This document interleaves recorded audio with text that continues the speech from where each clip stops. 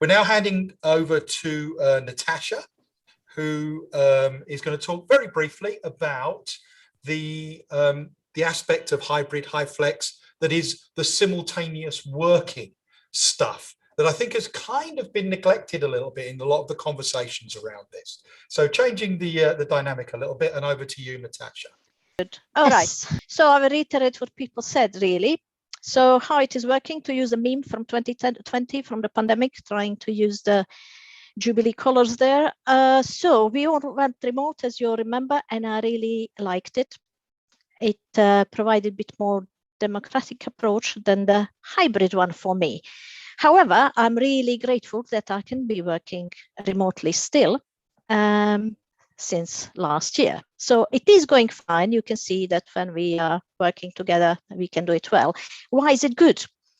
All things that we mentioned already, for the same things that the remote is good, provides access, diverse workforce, allows for some commitments that people might have. There were some comments chat already about caring commitments. Collaboration, of course, as well as remote. So all the positive sides of remote working fit here as well. And of course, it allows for people who still have to be careful with the virus to be away.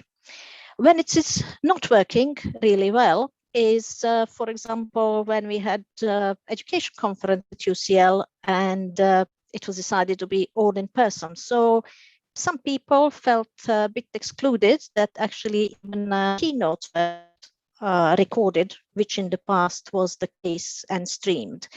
So even that was denied.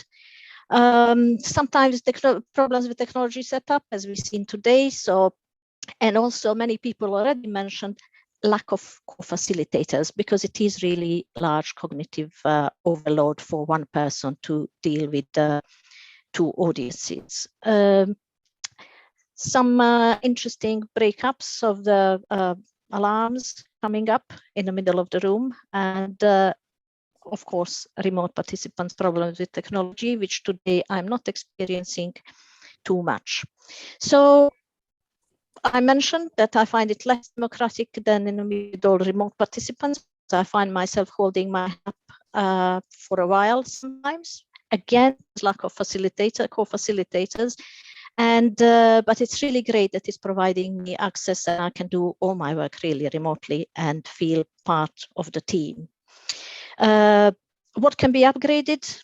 All this was already again mentioned by people in the chat. Room setup, audio training, particularly for large events. For example, we had some university-wide events where people were not really great with facilitating those. Some training would be needed. Academics are much better in facilitating these because they do it for teaching, which is much more difficult than actually facilitating meetings.